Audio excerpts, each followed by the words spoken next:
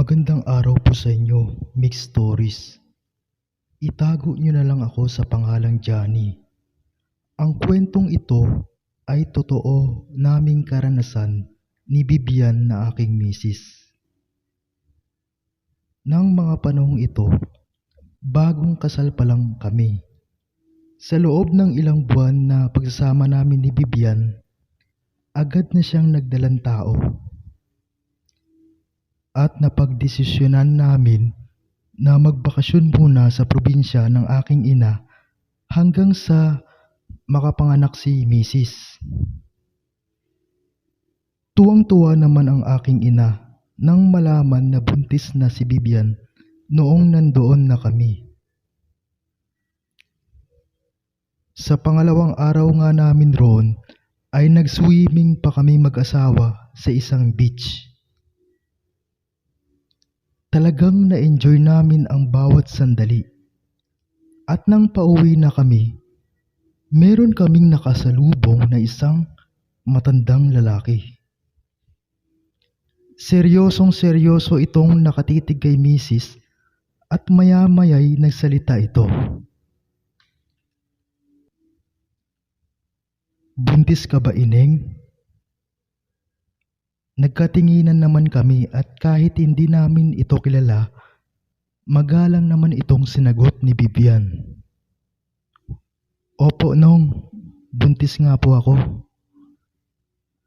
"Abay, hindi nyo pa ba alam na maraming aswang rito? Kaya mag-iingat ka, Ineng." "Bueno, may maipapayo ako sa inyong mag-asawa. Kapag matutulog na kayo, patayin ninyo ang gasera para hindi ka maamoy, Ineng, ng aswang. Ang apoy ang nagpapatindi sa amoy ng ganoong nilalang. Tandaan nyo yan, ha?" Wika ng matandang lalaki.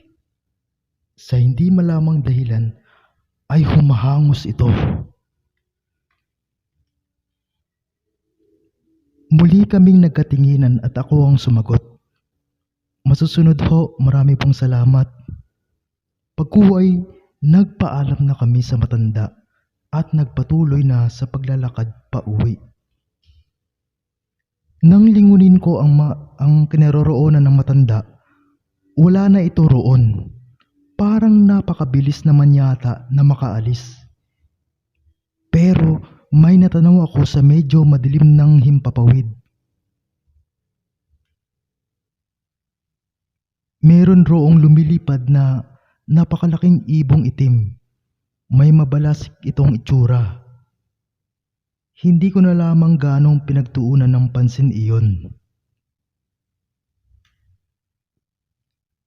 Sa pagpatak ng gabi, sinunod nga namin ang naging payo ng matandang lalaki. Pinatay namin ang gasera, ngunit kabaliktaran naman ang nangyari. Paano ba naman, habang natutulog na si Bibian, ako naman ay nagising noon dahil iinom ako ng tubig sa kusina. Sa pagtayo ko at sa pagsilip sa bintana, meron akong namataan na isang taong hubot-hubad sa tapat ng aming tahanan.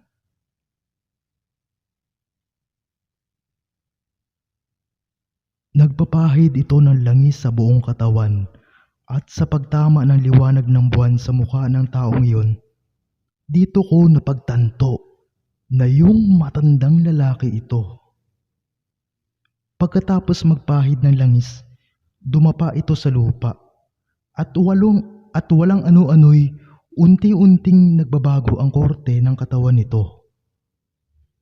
Humaba ang bias, tumulis ang tenga, lumaki ang mga ngipin at naging kulay itim ang buong balat. May pagkakahawig ang hitsura nito sa demonyo dahil isa itong aswang. Sa hindi malamang dahilan, naisipan kong buksan ang gasera.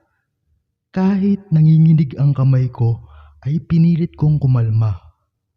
Pero dahil sa nerbiyos, hindi ko masentro ang palito sa kiskisa ng posporo. Kitang-kita ko pa naman sa bintana na unti-unti nang lumalapit ang impakto sa kinaroroonan namin. Wala akong kaide-ideya kung ano ang magagawa nito sa aking misis.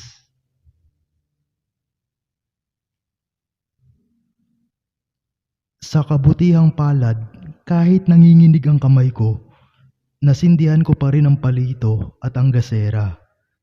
Kitang-kita ko kung paano umatras ang nilalang at tumakbo na ito palayo. Dito na ako nagkaroon ng pagkakataon na isara ang bintana. At napagtanto ko na kabaliktaran pala ang sinabi sa amin na matanda. Kapag patay ang gasera ay mas lalo palang maaamoy ang buntis. At hindi pala gusto ng mga gantong nilalang ang gasera. Siguro dahil na rin sa amoy ng usok nito na amoy gas.